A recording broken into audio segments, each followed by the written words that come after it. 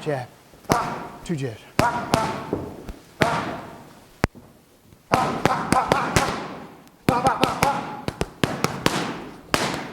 Cool.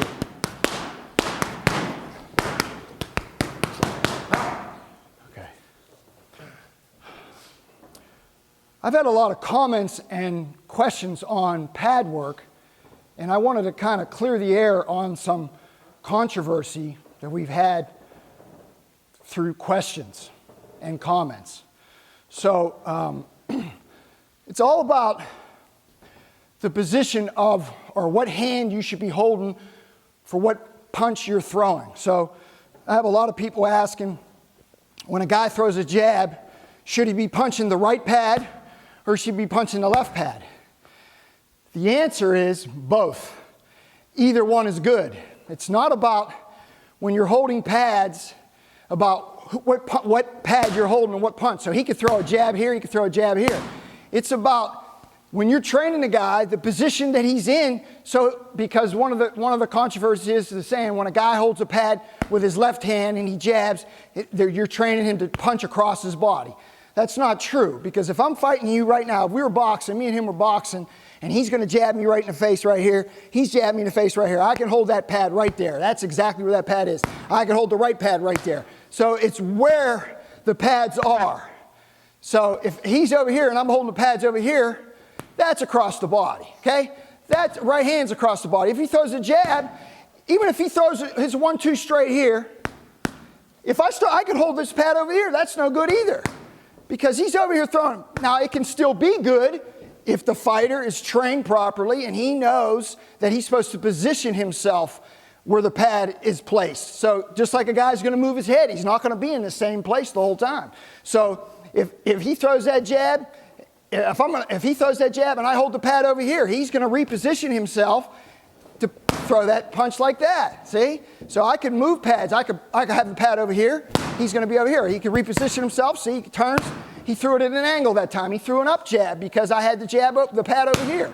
So I could work pads like I could do here. It's his job and my job to show him that he's got to change positions to hit that pad so he's not twisting across his body. So it makes no difference on what punch you hold or what pad you have the guy hit each punch with. It's all about where the pads are and the position of the fighter. If I had a sore arm and I only had one arm, then the bottom line is I could still hold pads. So I could do 1-2 right there. He could do 1-2. He could throw the hook right off of that, or 1-2 hook, 1-2 uppercut, 1-2 uppercut. Yeah, 1-2 uppercut, right uppercut, back with a hook. See, or he could do 1-2 hook uppercut. See? Yeah, that's it. That's it. Or if I had to do it with this hand. The nice thing about paddles, other than pads, is you have both sides. So I could hold it with my right hand. I could change up and I could hold just one pad with my right hand. I could throw 1-2s here. I could throw uppercuts. I could throw straight right hands. I could throw a hook on a paddle. Like, the nice thing about a paddle is you got both sides. So you could do that. With the pads, it's a little bit more difficult.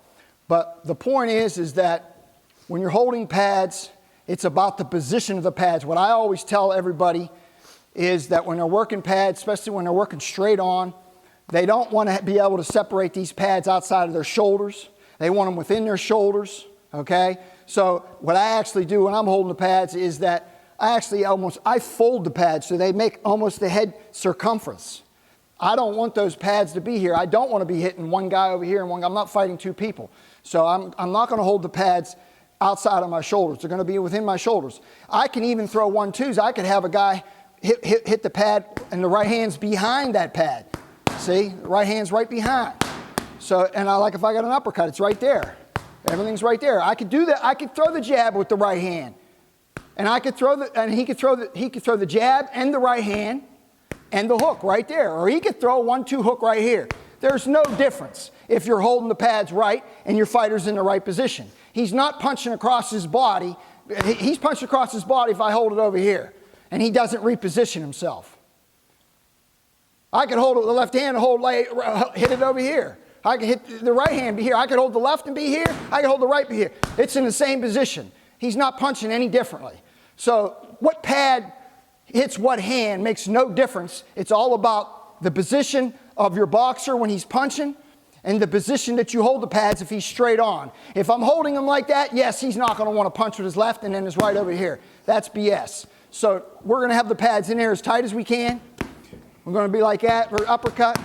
Everything's in tight. When I'm throwing punches, everything's in tight. My hands are in tight.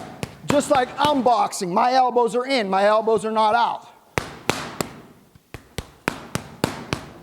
When he twists a jab, see, a lot of times when a guy throws a jab on this pad, if this pad gets too wide, that's worse. Because it's worse than hitting here. When people talk about you're punching across your body, well, when you're punched with the right hand over here, what happens a lot of times when a guy punches, he reaches to hit the pad. He doesn't twist. Everything in boxing doesn't come from your shoulders. It comes from your waist and your hips. This is the action of a jab. Not like this. I'm not going like this. I'm going like this when I jab.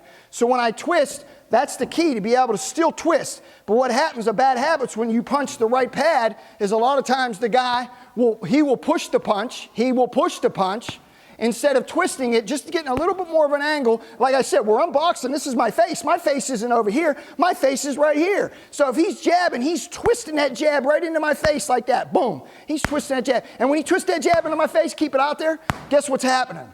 That right hand is right there and it's hidden. And I cannot see the right hand. And that's the punch that knocks you out. And that's the key. The key is hiding punches.